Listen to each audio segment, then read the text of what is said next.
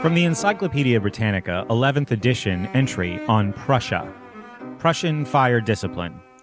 On approaching the enemy, the marching columns of Prussians wheeled in succession to the right or left, passed along the front of the enemy until the rear company had wheeled. Then the whole together wheeled into line facing the enemy. These movements brought the infantry into two long, well-closed lines. Parade ground precision obtained thanks to remorseless drilling. With this movement was bound up a fire discipline more extraordinary than any perfection of maneuver. Peloton Führer was opened at 200 paces from the enemy and continued up to 30 paces, when the line fell on with the bayonet. The possibility of this combination of fire and movement was the work of Leopold, who by sheer drill made the soldier a machine capable of delivering, with flintlock muzzle-loading muskets, 5 volleys a minute. The special Prussian fire discipline gave an advantage of 5 shots to 2 against all opponents. The bayonet attack, if the rolling volleys had done their work, was merely presenting the check for payment, as a German writer put it. The particular utopia American believers chose to bring to the schoolhouse was Prussian.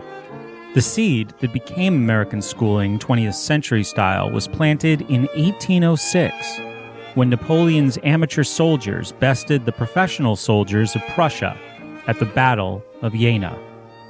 When your business is renting soldiers and employing diplomatic extortion under the threat of your soldiery, losing a battle like that is pretty serious. Something had to be done.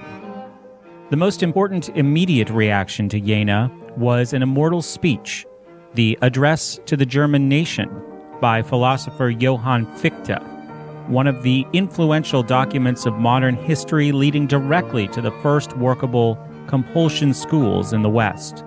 Other times, other lands talked about schooling, but failed to deliver. Simple forced training for brief intervals and for narrow purposes was the best that had ever been managed. This time would be different.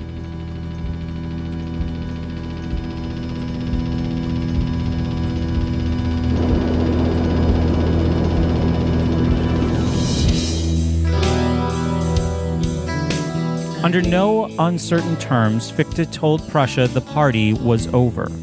Children would have to be disciplined through a new form of universal conditioning. They could no longer be trusted to their parents. Look what Napoleon had done by banishing sentiment in the interests of nationalism. Through forced schooling, everyone would learn that work makes free, and working for the state, even laying down one's life to its commands, was the greatest freedom of all. Here in the genius of semantic redefinition lay the power to cloud men's minds, a power later packaged and sold by public relations pioneers Edward Bernays and Ivy Lee in the seed time of American forced schooling. Prior to Fichte's challenge, any number of compulsion school proclamations had rolled off printing presses here and there. The problem was, earlier ventures were virtually unenforceable, roundly ignored by those who smelled mischief lurking behind fancy promises of free education. Prussia was prepared to use bayonets on its own people as readily as it wielded them against others. So it's not at all that surprising that the human race got its first effective secular compulsion schooling out of Prussia in 1819. The same year Mary Shelley's Frankenstein, set in the darkness of far-off Germany, was published in England. Shelley came after more than a decade of deliberations, commissions, testimony, and debate. The Prussian mind had a clear idea of what centralized schooling should deliver. 1. Obedient soldiers to the army. 2. Obedient workers for mines, factories, and farms. 3. Well-subordinated civil servants trained in their function. 4. Well-subordinated clerks for industry. 5. Citizens who thought alike on most issues. And 6. National uniformity in thought, word, and deed.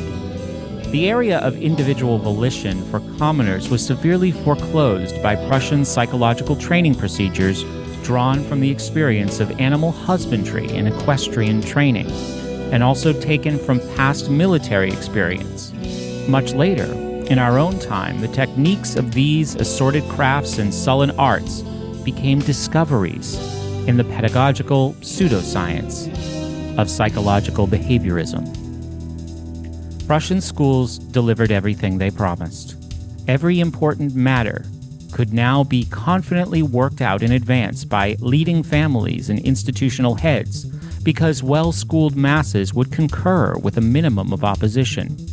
The tightly schooled consensus in Prussia eventually combined the kaleidoscope German principalities into a united Germany, after 1,000 years as a nation in fragments.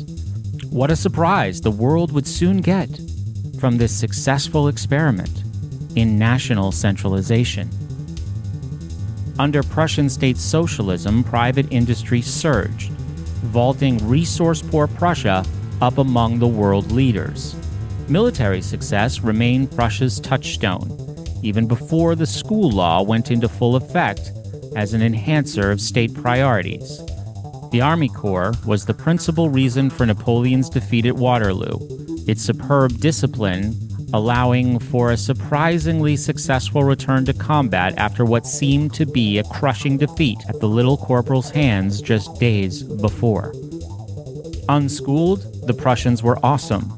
Conditioning in the classroom promised to make them even more formidable. The immense prestige earned from this triumph reverberated through an America not so lucky in its own recent fortunes of war, a country humiliated by a shabby showing against the British in the War of 1812. 30 years after Prussia made state schooling work, we borrowed the structure, style, and intention of those Germans for our own first compulsion schools. Traditional American school purpose, piety, good manners, basic intellectual tools, self-reliance, etc., was scrapped to make way for something different. Our historical destination of personal independence gave way slowly to Prussian purpose schooling, not because the American way lost in any competition of ideas, but because for the new commercial and manufacturing hierarchs, such a course made better economic sense. The private advance towards nationalized schooling in America was partially organized, although little had ever been written about it. Orestes Brownson's journal identifies a covert national apparatus, to which Brownson briefly belonged, already in place in the decade after the War of 1812. One whose stated purpose was to Germanize America, beginning in those troubled neighborhoods where the urban poor huddled and where disorganized new immigrants made easy targets, according to Brownson. Enmity on the part of the old stock middle class and working class populations toward newer immigrants gave these unfortunates no appeal against the school sentence to which Massachusetts assigned them. They were in for a complete makeover, like it or not.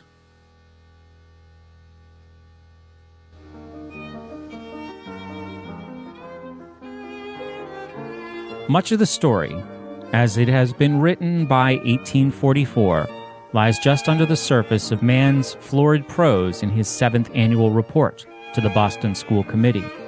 On a visit to Prussia the year before, he had been much impressed, so he said, with the ease by which Prussian calculations could determine precisely how many thinkers, problem solvers, and working stiffs the state would require over the coming decade. Then, how it offered the precise categories of training required to develop the percentages of human resource needed.